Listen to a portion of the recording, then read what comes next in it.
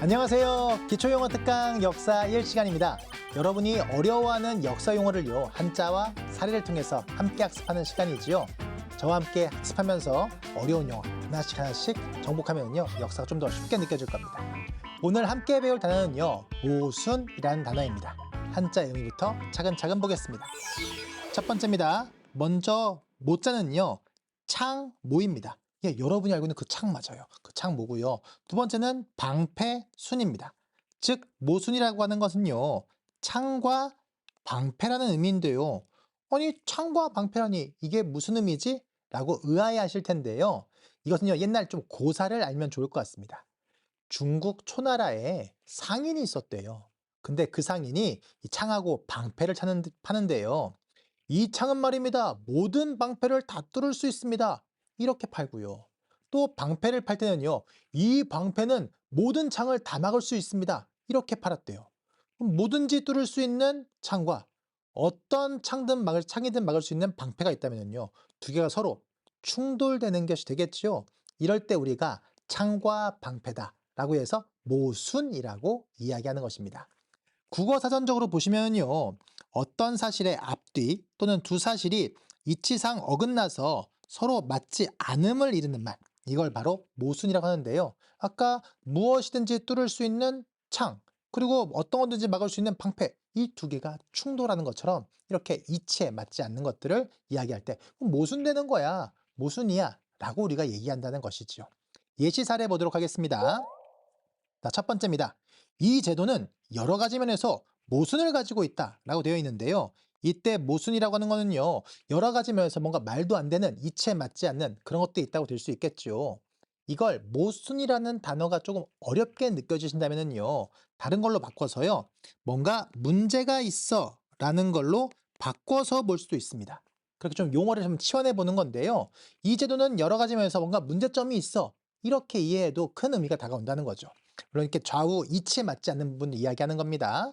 다음 두 번째, 내가 하는 주장은 모순이 있어서 설득이 되지 않아. 지금 A라고 얘기하고 B라고 얘기하는데 두 개가 충돌된다면 이게 바로 모순이 있는 거죠. 한 사람의 주장 내에 그것이 있으면 우리가 모순된다라고 이야기합니다. 다음, 그 사건은 우리 사회의 구조적인 모순을 보여주는 사례라고 할 수 있어 라고 되어 있는데요. 이때도 역시 우리 사회에서 뭔가 보여주는 큰 구조적인 문제점, 이런 것들을 이야기할 때 모순을 보여주고 있다라고 예시를 들은 게 되겠습니다. 그럼 이 모순이 역사 교과 속에서는 어떻게 사용되는지 예시를 보도록 하겠습니다. 자, 첫 번째입니다. 무함마드는 사회의 악습과 모순에 대해 고민하였다라고 되어 있는데요. 그 사회가 가지고 있는 여러 가지 문제점에 대해서 이제 고민했다, 이렇게 이해할 수 있겠고요. 두 번째입니다.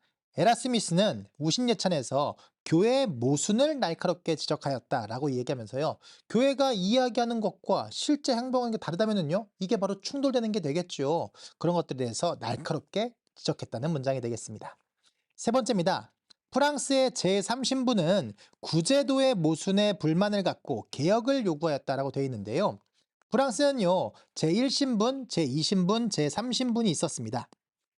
특히 제1, 2신분은요, 지배층들인 겁니다. 그래서 귀족도 있고요, 성직자들도 있고요. 이런 지배층들은요, 어떤 의무는 없지만 많은 권리를 누리고 있었거든요. 반면에 대다수의 국민이라고 할 수 있는 제3신분은 여러 가지 책무를 지고 있었고요. 특히 세금도 이 사람들이 다 내는 거였었습니다. 그러다 보니 훨씬 더 많은 사람들이 하고 있지만 이 사람들은 어떤 권리나 이런 것들은 없고 오히려 해야 될 의무만 있는 것인 것이죠. 그런 제도에 대한 모순에 대해서 불만을 갖고 이들이 개혁을 요구했었고요. 그 움직임이 추후에 바로 프랑스 혁명으로 이어지게 됐던 겁니다. 그래서 이 프랑스 혁명 부분을 언급할 때 그 배경으로 바로 구제도의 모순을 언급하니 이 용어 꼭 기억해 주시기 바랍니다. 다음 네 번째입니다. 자본주의 체제의 모순을 비판하며 새로운 사회를 지향하는 사회주의 사상이 등장하였다라고 되어 있는데요. 자, 산업혁명 이후에 자본주의 체제가 발달하면서 여러 가지 장점들도 있었지만 그로 인한 여러 가지 문제점들도 있었거든요. 그런 것들을 비판하면서 새로운 사회를 지향하는 사회주의 사상이 등장한 것 이야기하고 있고요. 1968년 프랑스에서는 정부의 실정과 사회 모순에 저항하는 68운동이 일어났다라고 되어 있습니다. 대표적인 저항운동으로서 68운동에 대한 사례를 이야기하고 있습니다. 특히 여러 사례 중에서도요, 특히 프랑스 혁명과 관련된 이 세 번째 문장 사례를 꼭 기억해 주시기 바랍니다. 다음 보도록 하겠습니다.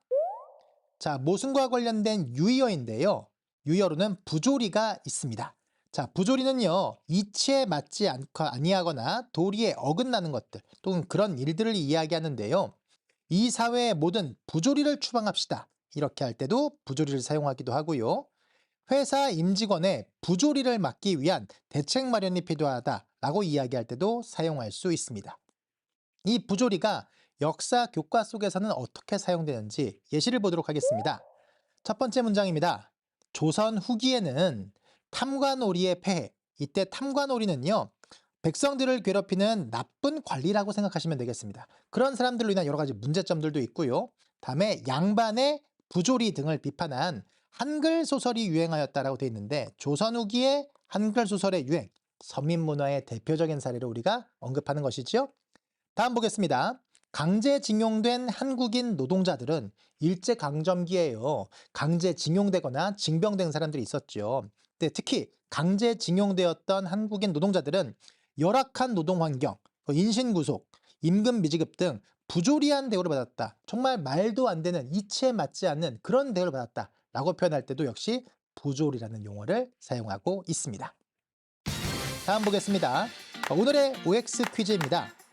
구제도의 모순에 대한 제3신분의 불만은 프랑스 혁명이 일어나는 배경이 되었다. 제가 오늘 모순이라는 단어를 하면서 꼭 기억해달라는 용어로 바로 이 구제도의 모순, 프랑스 혁명의 배경이라고 설명드렸었죠. 따라서 이 정답은요, 동그라미가 되겠습니다.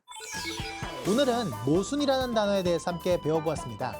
한자 그대로도 있지만 그에 담긴 고사를 통해서 좀 더 알 수 있었는데요. 이렇게 여러분 옛날 이야기들 찾아보시면 이 단어와 연결된 것도 많이 배울 수 있습니다.